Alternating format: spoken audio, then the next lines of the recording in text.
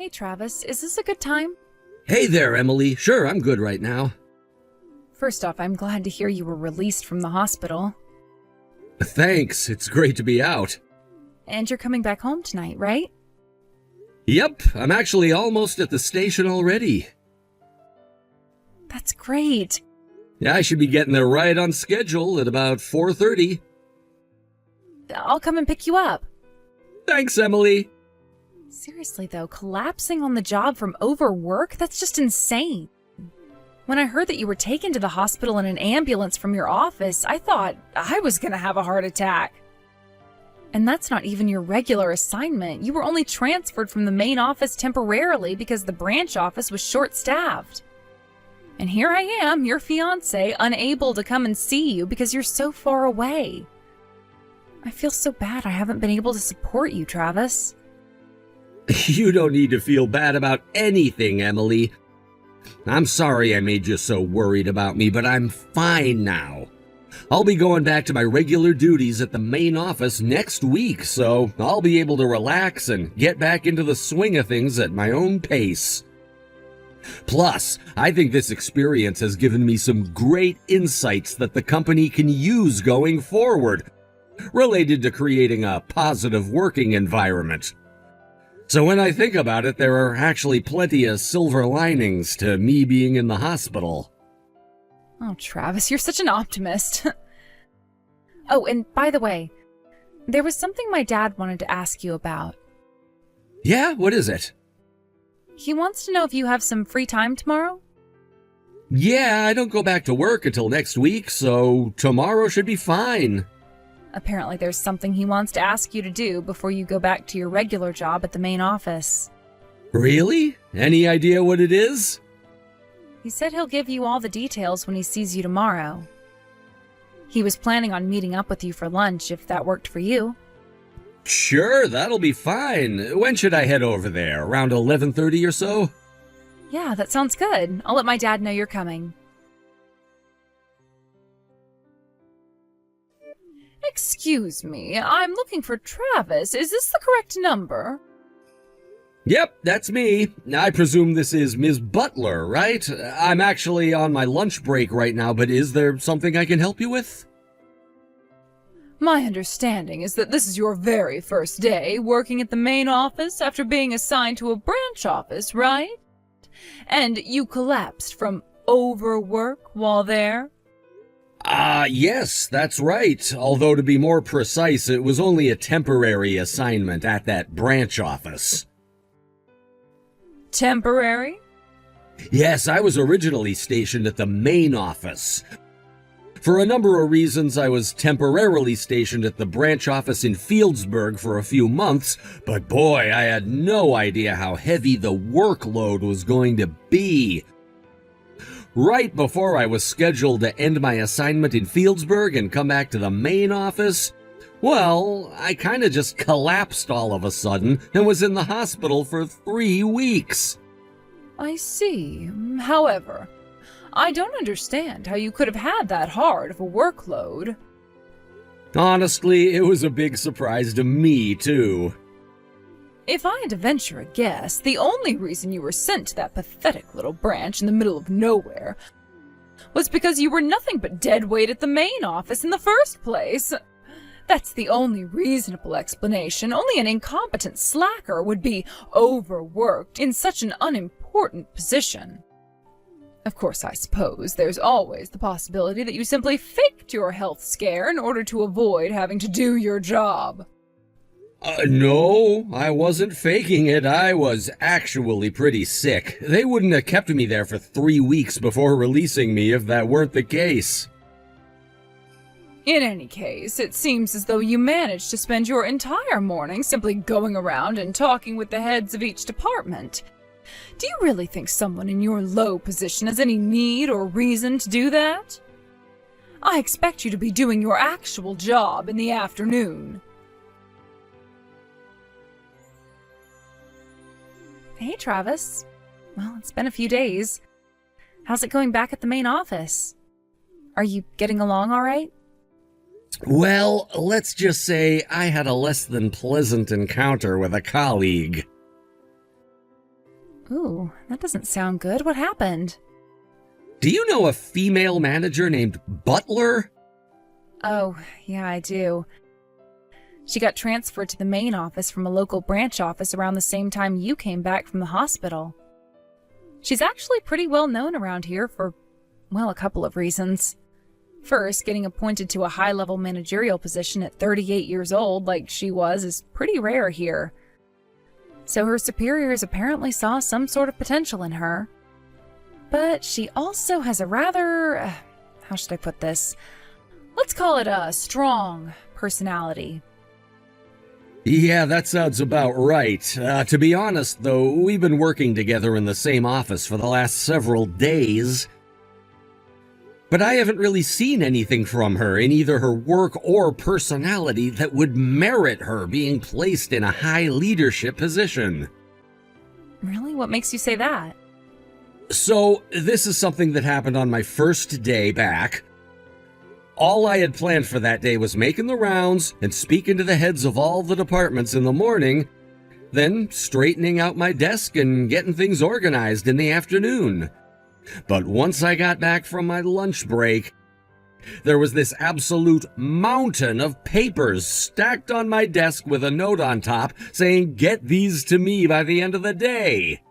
I mean, really? I hadn't even had the time to turn on my computer yet, so this wasn't something that I was going to be able to get done that day at all. But that wasn't even the worst part. Then I picked up some of the folders and checked their contents. It looks like Butler had started working on a bunch of it, but they were full of spelling mistakes, grammatical errors, miscalculations. It was awful. Yikes, that's not good. And the other people in the department were pretending to be working intently on one thing or another, but they weren't actually getting much done. It's like they were putting on a show. Now that you mention it, I did hear a rumor about your department. Apparently, when you walked into the office this morning, all the other people in the department started trembling. Everyone except for Butler, that is. I'd imagine that's because I did the unimaginable. The official narrative was that I had been sent over to the Fieldsburg branch as a form of unofficial punishment. No one who gets sent there ever comes back, so it was kind of like they were seeing a ghost. Yeah, or a zombie or something. And by the way, don't worry about those guys. I've got my eye on all of them. I even managed to get a couple of apologies out of them for what happened before. That's my Travis. You work fast. That's what they pay me for. Still, though, it would be for the best to remain cautious for the foreseeable future. I can't say I'm surprised, Travis. You put the bare minimum effort required into the assignments you were given and spent the rest of your time playing around on your computer. Excuse me, Ms. Butler. We work on the same floor and your desk is barely halfway across the room from mine. Can I ask why you're texting me instead of coming to my desk and speaking to me in person? Unbelievable. You really don't get that I'm trying to avoid disturbing the other employees? Nope, I really don't get it. When I saw your text, I assumed that it must have been something urgent, but that doesn't seem to be the case, so what can I do for you? What happened to the work I left for you earlier this week? If you're referring to the massive pile of folders you dumped on my desk, none of that is any of my responsibility in the first place, so I passed them along to the people you should have given them to. You did what? Furthermore, the number one priority for me for the next several days is the creation of a report from my time over at the Fieldsburg branch. Didn't you get the memo? Oh, don't patronize me. Of course I got that thing. However, I am the senior manager of this department, and as such, you take your orders from me and no one else. Your number one priority is whatever I tell you it is. Good grief, how incompetent can you be? I can't take it anymore. You're through. I don't need any more old men in my life just taking up space. You're fired. Old? You're 32, aren't you? Well, that's old enough for me to call you old. All right, well, I suppose you're free to see me as being old if you like, but what makes you think you can fire me? Senior managers don't have that sort of authority. What's that? You think that just because I'm a woman that I have no authority in the company? Oh, let me assure you, someone as elite as myself is more than capable of ending your career. Clear out your desk. You'll receive your pink slip in the mail within the week. Is that so? Well, that's unfortunate. I got called an old man by a 38-year-old woman. What? Let me guess, it was Butler, right? You guessed it. Wow, well, if she thinks that you're an old man at 32, I can't imagine what she must think of the married man she's dating right now. Oh boy. Does that mean... You guessed it. The investigation is still kind of ongoing, but I can confirm with full confidence that all the rumors are 100% accurate. Well, looks like we have all we need. All that we need and more. Then I suppose it's time to make our move. Oh, this is getting really exciting. Travis, what's the meaning of this? You've got a lot of explaining to do. I told the HR director to process your termination, but when I opened an envelope sent to me from his desk today, I wasn't expecting your pink slip. It was mine? Why do you seem so surprised? The fact that you're texting me to complain about this right now would imply that you've at least seen the recent HR department announcement. Well, yes, I saw it, but it doesn't make any sense. Why are you the new head of the corporate HR department? I mean, what happened to the previous director? The same thing that's happening to you right now, Ms. Butler. He's been terminated. Terminated? I don't think I need to explain why a senior manager and former HR director having an extramarital affair together would lead to this outcome, Ms. Butler. I have no idea what you're talking about. Is that so? Well, regardless, we've been investigating the two of you. You can't be serious.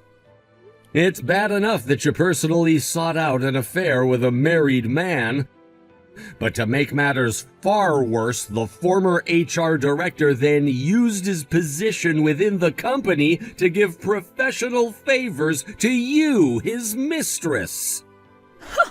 I knew that's what this was all about. You think that a woman could never make it in the business world without sleeping with her boss. Ms. Butler, I've worked with, under, and above many talented women in my career, and after working with you for all this time, I can say with confidence that you are not one of them. You wouldn't know talent if it came up and slapped you in the face. You think I was promoted illicitly? Ugh. Well, what about yourself? How did a low-level employee like yourself all of a sudden get promoted to HR director? Which one of your bosses are you sleeping with, I was an assistant director before, so I was already just one promotion away from the position. You were the assistant HR director at your age? I skipped college and started working right after high school, so I have a substantial leg up on people in my age group in years of experience. It also probably has something to do with the fact that I've been with this company since it was founded. You joined this company straight out of high school? Yep. My family's circumstances made it difficult for me to go to college, so I'd already planned on not going. With a bit of luck, I managed to earn the respect of the current company president, so he brought me into the company, And, well, the rest is history. Hold on just 1 minute.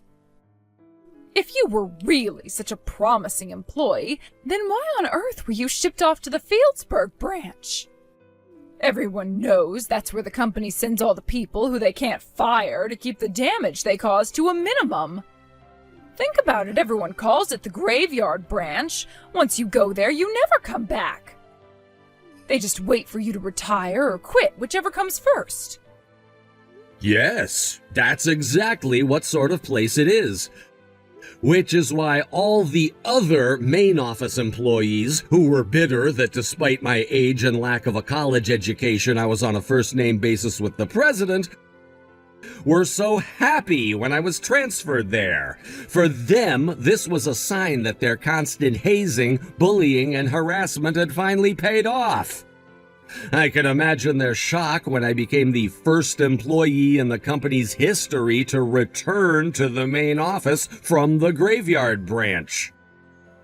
How? What sort of trick did you pull to make that happen? It's true that the Fieldsburg branch has been treated as the end of the line for tenured employees that the company doesn't know what to do with, and that reputation is precisely why I was sent over there. The board of directors has been working on a plan to turn the Fieldsburg branch from a liability to an asset for years, and they came up with the idea to send me over there to work on ongoing employee training and working environment improvement. It took a lot of time and effort, but after a few months I managed to finally make some tangible positive changes there. And when I say a lot of effort, I mean a lot of effort. So much so that by the end of my time there, I was so exhausted that I ended up having a health episode that took me 3 whole weeks to recover from. So, while my return was delayed by that slightly, I finally succeeded in my mission and have made my pre-planned return to the main office. But I didn't hear anything about that initiative. Oh, and by the way, when I came back to work, the company president made a special request of me. From the president himself? First, it was to find out whether the rumors of you having an affair with the former HR director were true, and once that was confirmed, to investigate whether your mysteriously rapid rise through the ranks to senior manager was a result of that affair. And now that my investigation on both points has been completed and my report submitted, the two of you have each received your well-earned punishments. Oh, this can't be happening. Are you saying that you've been watching me ever since you came back to the main office? That's precisely what I'm saying, yes. I had no idea. And with that, I've said all I had to say, and since you seem to have finally come to understand the situation, I'll go ahead and take my leave here. Enjoy the rest of your day, Ms. Butler. Wait. But, this means that it's now public knowledge that I was cheating on my husband. Oh no. Oh, this is bad. Oh, very bad. What am I gonna do if my husband finds out? Oh, you're not gonna tell him, are you? Travis? Travis? Ms. Butler's behavior was utterly shocking for a married woman. Naturally, both Ms. Butler and the former HR director were divorced by their respective spouses, and they broke off their relationship as well. Also, since they had kept their illicit affair going for around 5 years, their spouses were awarded tremendous damages during the divorce proceedings. Furthermore, since the two of them were fired for cause, they both lost their pensions. Combined with the child support payments they now had to pay to their spouses as a result of losing custody of their children, they both had to take on a tremendous amount of debt. Word of their actions spread through the region, making it impossible for either of them to find a new job at the same pay grade they were at before. They had no choice but to take hourly wage positions at local businesses. This was the event that sparked the great spring cleaning of the company by the father of my fiancée, the company's president. What's more, he's been telling me lately that he wants to pass the reins of the company on to me after he retires. It really is an honor to have him think so highly of me. I had nothing when he brought me into the company, and now I have a home, a family, and a future secured, all thanks to him. I intend to work as hard as I can to live up to his high expectations.